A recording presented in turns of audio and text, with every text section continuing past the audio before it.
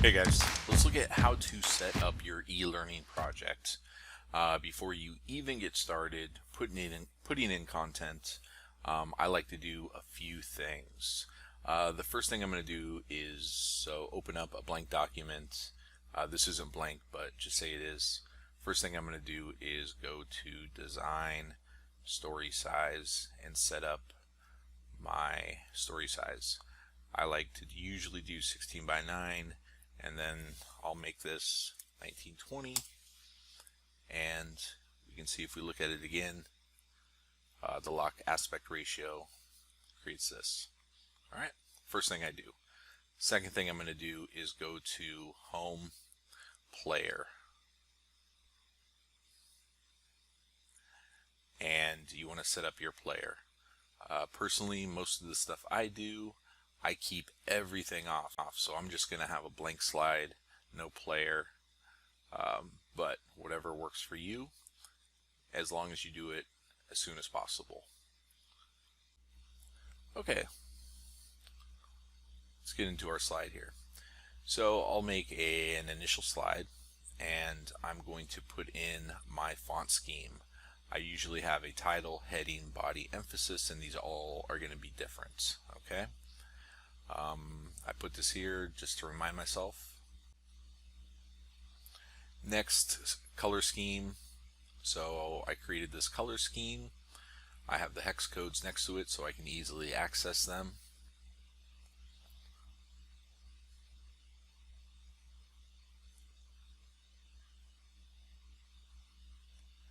And something else I do is go to Design, Color, and see here I made my own color scheme with these colors. Alright, so just create new. I just messed it up. And I created this here, alright, with my 5 colors. Next thing I do is make my buttons. So I made my next and previous button. It looks how I want. If I preview,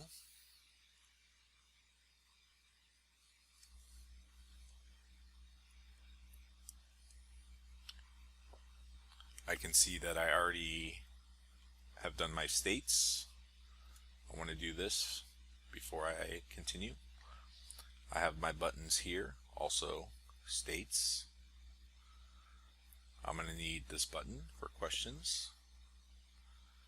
And I also put in an arrow and a transparent yellow box because I'm doing a tutorial, software tutorial, then I'm going to need this. Now, something else you can do, view, slide master, and you can set up your slides, background colors.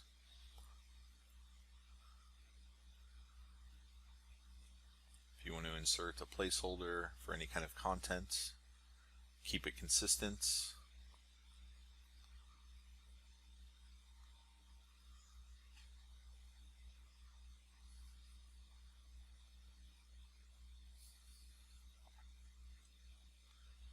Slide Master can save you a lot of time. One thing I don't like is leaving my buttons in Slide Master because let's look at this. Say I want a new slide with my buttons. So you can't do anything. You can't move them, which is fine. Let's say you want to add a trigger. Jump to, let's say you want to change the state of next button to hidden when timeline starts on this slide. Okay? Preview.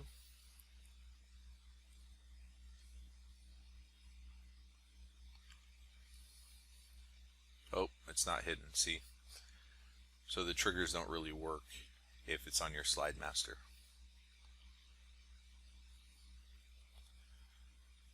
One more thing with the buttons, when I set them up, I already put the triggers in more or less. Next, previous. I know I want this to submit something, but it's unassigned until I assign it when I make that slide. I know continue will probably be the next slide. Jump to the next slide.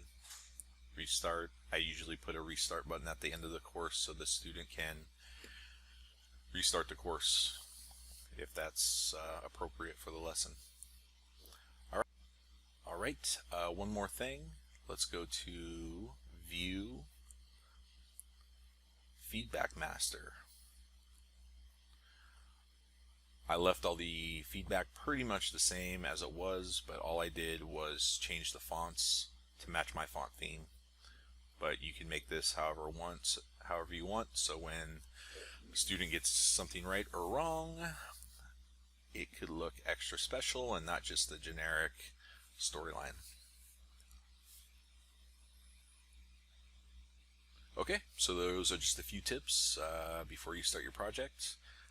Maybe it'll help with consistency and make your workflow a little bit more efficient. All right.